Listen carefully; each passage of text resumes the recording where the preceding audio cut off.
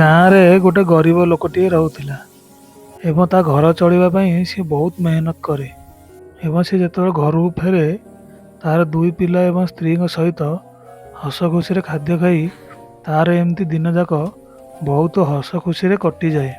ଆଉ ସେ ତାର ପିଲାମାନଙ୍କୁ ନେଇ ସ୍କୁଲକୁ ମଧ୍ୟ ଛାଡ଼ିବାକୁ ଯାଏ ଏବଂ ତା ପିଲାମାନେ ସ୍କୁଲରେ ପାଠ ପଢ଼ି ବହୁତ ଖୁସି ହୁଅନ୍ତି। କିନ୍ତୁ ଦିନେ ସେ ସ୍କୁଲରୁ ମ୍ୟାଡ଼ାମ ଆସି ସେହି ଲୋକକୁ ସ୍କୁଲ ଫିସ୍ ଭରିବା ପାଇଁ କହିଲେ। ସେହି ଲୋକଟି କହିଲା, ମୋତେ କିଛି ଦିନ ସମୟ ଦିଅନ୍ତୁ, ମୁଁ ନିଶ୍ଚୟ ଆପଣଙ୍କର ସ୍କୁଲ ଫିସ୍ ଭରିଦେବି। କିନ୍ତୁ ହେଲେ ସେ ଲୋକଟି ପାଖରେ ଆଦୌ କୌଣସି ପ୍ରକାର ପଇସା ନଥିଲା, କାରଣ ସିଏ ଯେତିକି ମେହନତ କରେ ତାର ଖାଇବାରେ ଖର୍ଚ୍ଚ ହୋଇଯାଏ। ଏବଂ ସେହି ଲୋକଟି କିଛି ବାଟ ପାଇଲା ନାହିଁ ଏବଂ ସେ ଗୋଟିଏ ଗାଁ ଭିତରେ ପଶି ଇଆଡ଼େ ସିଆଡ଼େ ଅନେଇଲା ଏବଂ ସେ ଗୋଟିଏ ଘରକୁ ଚୋରି କରିବା ପାଇଁ ଗଲା ଏବଂ ସେ ଯେତେବେଳେ ଚୋରି କରୁଥାଏ ସେହି ସମୟରେ ଆସି ସେଇ ଗାଁର କିଛି ଲୋକ ତାକୁ ଧରି ପକାଇଲେ ଏବଂ ସେ ଖସିବାକୁ ମଧ୍ୟ ସେଠାରୁ ଚେଷ୍ଟା କଲା, କିନ୍ତୁ ଲୋକମାନେ ତାକୁ ନିର୍ଧୁମ ମାଡ଼ ମାରିଲେ ଏବଂ ବହୁତ ବାଡ଼େଇଲେ ତାକୁ।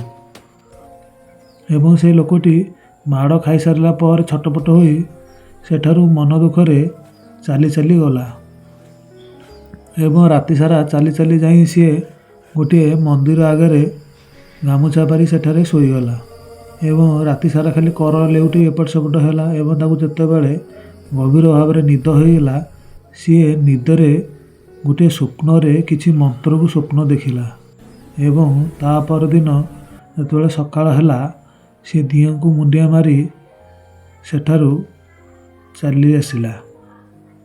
ତାପରେ ସେ ଯେତେବେଳେ ଚାଲି ଚାଲି ଗୋଟେ ଜଙ୍ଗଲ ଭିତରେ ଯାଉଥିଲା, ସେ ଗୋଟିଏ ବ୍ଲୁ କଲରର ପଥରଟିକୁ ଦେଖିଲା ଏବଂ ଆଉ ସେ ରାତିରେ ଦେଖିଥିବା ମନ୍ତ୍ରଟିକୁ ସେଇ ବ୍ଲୁ କଲର ପଥରଟିକୁ ହାତରେ ଧରି ସେଇ ରାତିରେ ଦେଖିଥିବା ମନ୍ତ୍ରଟିକୁ ପାଠ କଲା ଏବଂ ସେ ମନ୍ତ୍ରଟି ପାଠ କରିବା ସାଙ୍ଗେ ସାଙ୍ଗେ ଯାଇ ଗୋଟିଏ ଲୁହା ଖଣିରେ ପ୍ରବେଶ କରିଗଲା ଏବଂ ସିଏ ଭାବିଲା, ମୁଁ ଏଇ ଲୁହାକୁ ବିକି ମୋ ଭାଗ୍ୟ ବଦଳିଯିବ। କିନ୍ତୁ ତାକୁ ସେଠାରେ ଆହୁରି ଲୋଭ ଲାଗିବାରୁ ସେ ପୁଣି ସେଇ ପଥରକୁ ଧରି ଆଉ ଥରେ ମନ୍ତ୍ର ପାଠ କଲା ଏବଂ ସେ ମନ୍ତ୍ର ପାଠ କରିବା କ୍ଷଣି ତମ୍ବା ଖଣିରେ ଯାଇ ସେ ପୁଣି ପହଞ୍ଚିଗଲା ଏବଂ ତମ୍ବା ଖଣିକୁ ଦେଖି ମଧ୍ୟ ବହୁତ ଖୁସି ହେଲା। ସିଏ ଭାବିଲା, ମୁଁ ଏ ଦୁନିଆର କୋଟିପତି ହେଇଗଲି। ତାପରେ କାନ୍ଥମାନଙ୍କରେ ତମ୍ବା ସିଏ ସବୁ ଗୋଟା ଗୋଟା ଦେଖି ବହୁତ ଖୁସି ହେଇଗଲା। ସିଏ ଭାବିଲା, କୋଟିପତି ତ ମୁଁ ହେଇଗଲି, ମୋର ଆଉ କୌଣସି ଅସୁବିଧା ନାହିଁ। ସେ ତାପରେ ପୁଣି ମନ୍ତ୍ର ପଢ଼ିବାକୁ ଲାଗିଲା ଏବଂ ସେ ମନ୍ତ୍ର ପଢ଼ିବା କ୍ଷଣି ସିଏ ଯାଇ ଗୋଟିଏ ରୂପା ଖଣିରେ ପ୍ରବେଶ କରିଲା ଏବଂ ସେ ଚକମକ ହେଉଥିବା ରୂପାକୁ ଦେଖି ତା ମୁଣ୍ଡ ଆଉ କିଛି କାମ କଲାନି। ସେ ତାପରେ ଭାବିଲା, ରୂପା ପରେ ତ ସୁନା ଖଣି ଆସିବ। ସେ ପୁଣି ମନ୍ତ୍ର ପାଠ କରିଲା ଏବଂ ମନ୍ତ୍ର ପାଠ କରିବା କ୍ଷଣି ସୁନା ଖଣିରେ ଯାଇ ପ୍ରବେଶ କରିଗଲା। ଆଉ ସେ ସୁନାକୁ ଦେଖି ପୁରା ତା ମୁଣ୍ଡ ଆଉ କିଛି କାମ କଲା ନାହିଁ। ସେ ସୁନାକୁ ପୁରା କୋଳେଇ ଧରିଲା, ସୁନାରେ ହାତ ମାରିଲା। ସୁନା ପରେ ହୀରା ପାଇବା ଚକରେ ସେ ପୁଣି ମନ୍ତ୍ର ପଢ଼ି ଚାଲିଲା ଏବଂ ମନ୍ତ୍ର ପଢ଼ୁ ପଢ଼ୁ ହଠାତ୍ ସିଏ ଗୋଟିଏ ଲାଭା ଖଣିରେ ଯାଇ ପ୍ରବେଶ କରିଗଲା ଏବଂ ତା ଦେହ ମୁଣ୍ଡରେ ନିଆଁ ଲାଗିଗଲା। ସେ ବହୁତ କଷ୍ଟରେ ଛଟପଟ ହେଲା ଏବଂ ସେ ଜାଣିପାରିଲା ଯେ ଅତ୍ୟଧିକ ଲୋଭ କରିବା ଦ୍ୱାରା ମଣିଷର ନିଶ୍ଚିନ୍ତ ଭାବରେ ମୃତ୍ୟୁ ଘଟିଥାଏ।